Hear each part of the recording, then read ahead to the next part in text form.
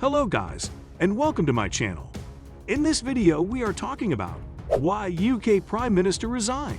Before we continue our video, make sure to subscribe to our channel and hit the bell icon for more interesting videos. After just a month and a half as Prime Minister, the majority of which was spent clinging on for her political life, Liz Truss announced Thursday that she is resigning. Now she is set to become the shortest-serving occupant of Downing Street in 300 years of British history.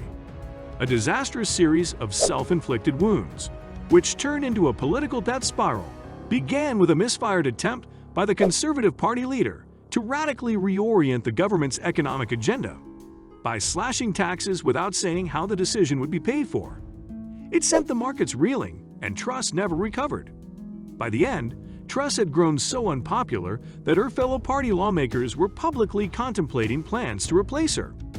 She said in a statement outside 10 Downing Street, "We set out a vision for a low-tax, high-growth economy that would take advantage of the freedoms of Brexit.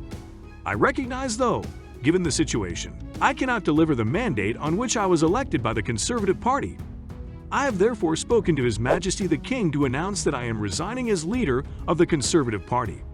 The party is now due to complete a leadership election within the next week, much faster than this summer's 2-month period." Graham Brady, the Conservative politician who is in charge of leadership votes and reshuffles, told reporters he was now looking at how the vote could include Conservative MPs and the wider party members. Truss' resignation came after a meeting with Brady, who chairs the 1922 committee, the group of Conservative MPs without ministerial positions who can submit letters of no confidence in the Prime Minister. Just before the meeting, a Downing Street spokesperson told reporters Truss wanted to stay in office. During the hour the meeting lasted, the number of Conservative MPs publicly calling for Truss to step down reached 17. The number who had written letters to Brady expressing no confidence in the Prime Minister was reported to be more than 100 by Thursday. The pound was up 0.6% on the day against the dollar at 5:00 p.m., trading at $1.128. It remains at the level it was on September 22, before Truss' market-moving budget. Gilt yields initially fell, but were later flat on the day. Opposition parties Labour, the Scottish National Party, and the Liberal Democrats called for an immediate general election on Thursday afternoon. Labour leader Keir Starmer said, "The Conservative Party has shown it no longer has a mandate to govern." On September 23, Truss Finance Minister Kwasi Kwarteng announced a so-called mini-budget, which began a turbulent period for UK bond markets, which balked at the debt-funded tax cuts he put forward. Most of the policies were reversed 3 weeks later by the second finance minister, Jeremy Hunt. Truss beat Rishi Sunak to become leader of the Conservative Party following the resignation of Boris Johnson on July 7. Sunak is now one of the favorites to succeed Truss, along with Hunt, another leadership contender Penny Mordaunt, Defense Minister Ben Wallace, and former Prime Minister Boris Johnson. The resignation leaves the status of the Conservatives' expected budget update on October 31 uncertain, but Truss said the leadership handover would ensure we remain on a path to deliver our fiscal plans.